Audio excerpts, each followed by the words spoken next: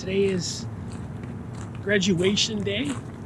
I'm graduating from a doctorate of executive leadership, Charleston, West Virginia, with the University of Charleston.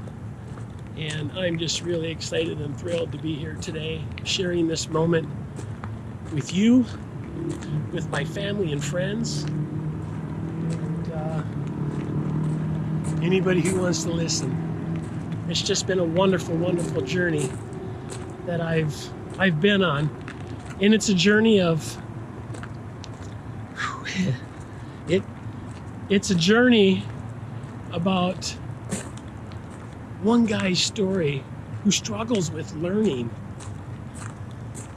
and dealing with cognitive diversity as a child, as a young man,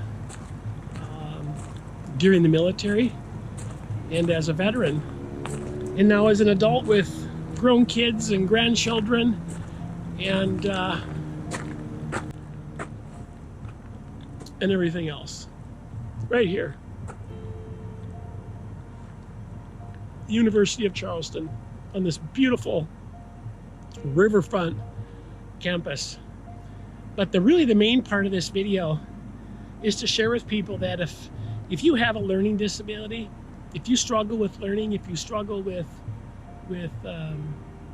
things that somebody who doesn't have ADHD, who lives a fairly normal life, is what they call neurotypical. As a person with ADD or ADHD or other learning disabilities, life is a little different for us. It's different for you. I get it. I'm there. And one of the things that I wanted to share is, and this may sound cliche, but I truly mean it because I'm here today doing it. You can really, you can do it. There are things out there, there are tools out there, there are people, organizations, systems to help people learn. And what I've realized throughout this 3-year journey that I've been on is, as a neurodiverse leader, what I understand after this 3-year journey of intensely embedding myself into my research as an ethnographer is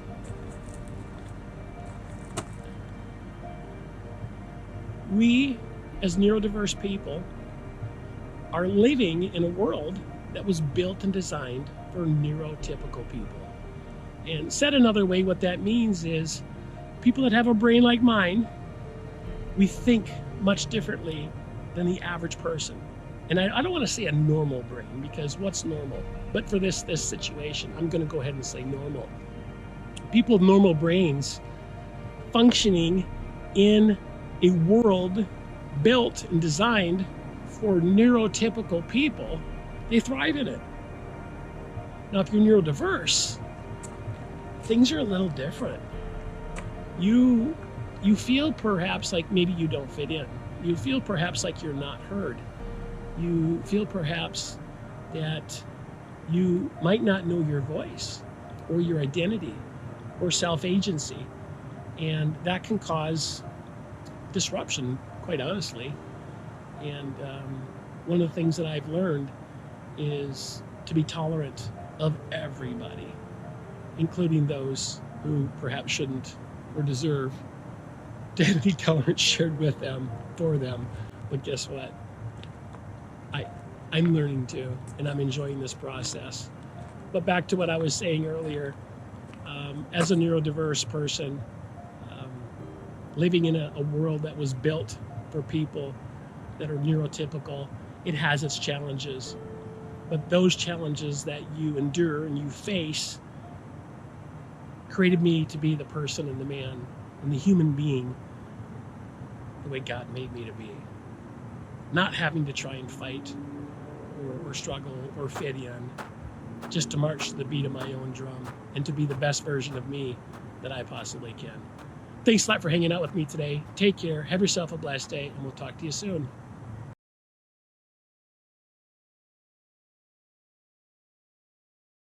Dr. Richard Borden.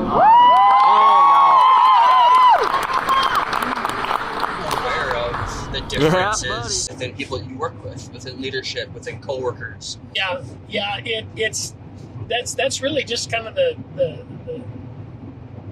pinpoint on the needle, the tip of the iceberg on it. What I learned through this process, and I'd never heard the term before, was neurodiverse, neurodiversity, and neurodivergent.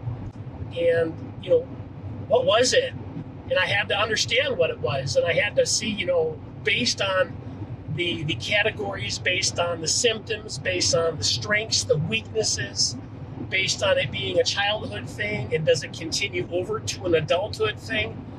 I had to really do the background to really understand the literature, but also to understand, what was I reading in the literature that pertained to me as somebody who's affected by it.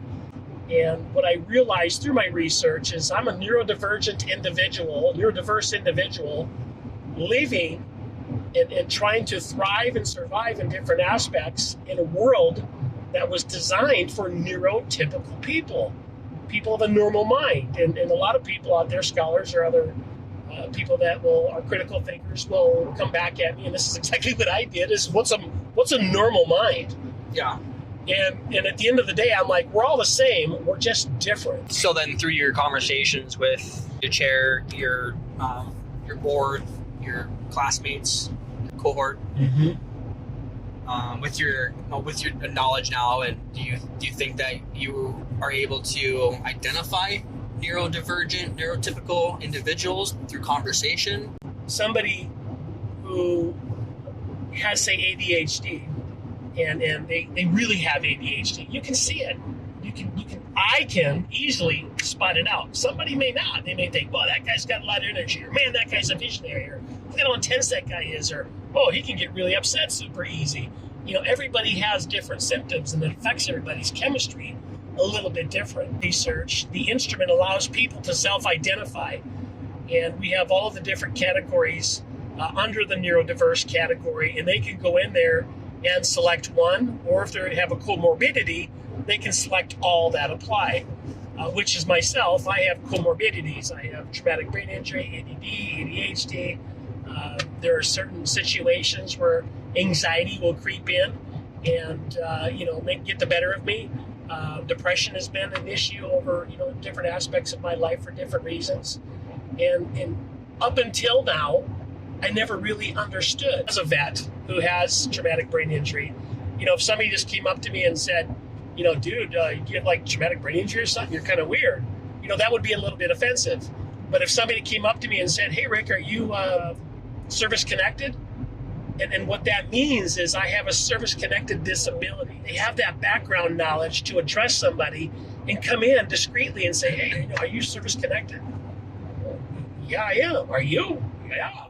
Once you take it and you figure out categories, and would you be curious to find out what it would be like to make your mind not divergent, but typical? Oh, yeah. Have there been people that have said, I just want to be normal? Yeah. Oh, yeah. Is that possible? They do. It's called neurofeedback. You put the same cap on. It's a electrical stimulus. The brain is a muscle, and when worked, it can grow.